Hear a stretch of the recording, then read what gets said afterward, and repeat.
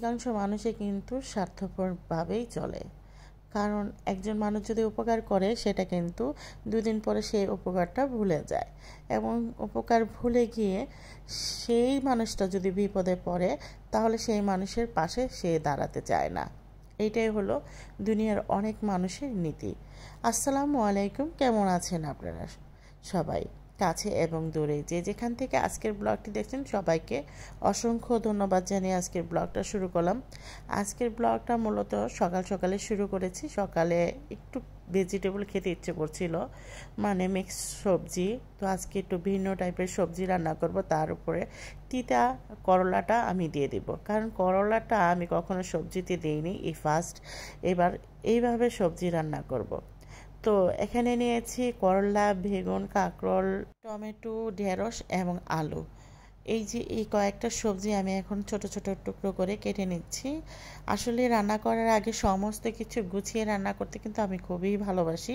আর আপনারা তো জানেনই যে আমি সব কিছু গুছিয়ে একবারে রান্না করি, যারা আমার রেগুলার ব্লগগুলো দেখেন। তো এই যে সাথে কিন্তু এখানে গমের আটার রুটি বানাচ্ছে, কারণ যেহেতু আমার হাজব্যান্ডের একটু ডায়াবেটিস আছে, তো ওকে একটু গমের আটা খাওয়াচ্ছি, আর আমি একটু ডায়েটিংয়ে আছি। ডায়েটিং বলতে কি, মানে একটু শরীর স্বাস্থ্যর জন্য একটু গমের আটাটাই খুবই বেস্ট, ভালো।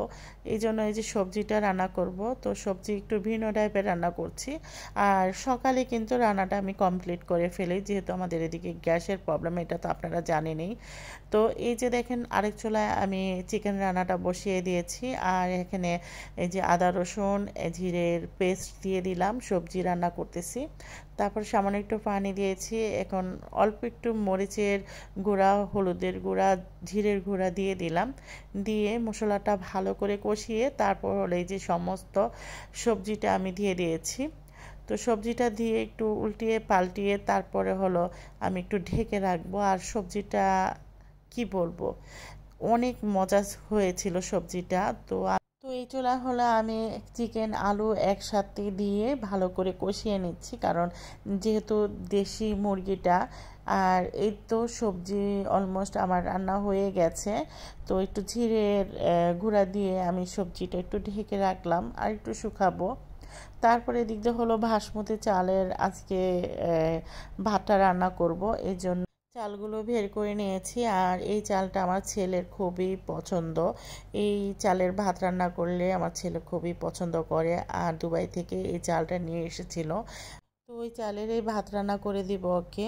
তো এই যে রাইস কুকারে আমি ভাতটা বসিয়ে দিব, একদম ধুয়ে তারপর হলো পরিমাণ মতন পানি দিয়ে রাইস কুকারে ভাতটা বসাবো। আর আপনারা তো জানেন এই রাইস কুকারে কিন্তু আমি অনেক সময় তরকারিও রান্না করি।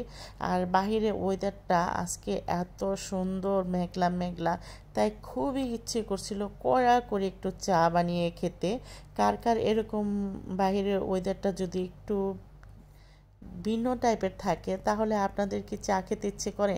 আমার কিন্তু প্রচণ্ড পরিমাণে চা খেতে ইচ্ছে করে। এই যে দেখেন আজকের বাইরের ওয়েদারটা, মাশাল্লাহ এত সুন্দর, আল্লাহর তালার এত সুন্দর পৃথিবী, তার মধ্যে যদি মানুষগুলো যদি একটু ভালো হতো না, তাহলে মনে হয় এই পৃথিবী একদম, মানে কি কোনো পাপের কোনো কারখানায় থাকতো না। যাই হোক, বেশি কথা বলবো না, বেশি কথা বললে আবার আপনারা অন্য মাইন্ডেও নিতে পারেন। যাই হোক, এই যে দেখেন সবজিটা আমার অলমোস্ট রান্না হয়ে গেছে। তো এদিক দিয়ে হলো চিকেনটা কষানো হয়ে গেছে, আমি পরিমাণ মতন পানি দিয়ে দিব। আসলে কথা কি, এক হাতে ভিডিও করা আরেক হাতে রান্না করা, এই দুইটা আমার কাছে অনেকটা ঝামেলা লাগে, তো ওই স্ট্যান্ডটা আর দিলাম না। আর গতকালকে একটু এই যে, এটা কি পিঠা বলেন আপনারা, কোন কোন অঞ্চলে কি পিঠা বলেন অবশ্যই জানাবেন। আমরা বলি তেলের পিঠা আর পুলি পিঠা, এটাকে পুলি পিঠা বলে নাকি তেলের পিঠা বলে, পোয়া পিঠা বলে অনেকে, তাই না? যাই হোক, আমি একটু বানিয়েছিলাম, তো নুরমিন একটু কামড়ায় কামড়ায় রেখে দিয়েছে, ওইটা আবার আমি আর আমার খালায় মিলে খেয়ে ফেললাম। আর এদিক দিয়ে আমার গাছগুলো, এই যে এই ছোট্ট একটা কাচের জারের মধ্যে কিছু গাছ রেখেছি, এত ভাল লাগছে। আর বাহিরের ওয়েদারটা আমি আপনাদের সাথে আবারও শেয়ার করছি, এত ভালো লাগছে। আর ঠান্ডা, প্রচণ্ড পরিমাণে বাতাস, মনে হচ্ছিল অনেক শান্তি। তারপর হলো বিকেলে বের হয়ে গেলাম, এত সুন্দর ওয়েদার আর এত সুন্দর বাতাস, বাহিরে আবার বের না হলে চলে বলুন।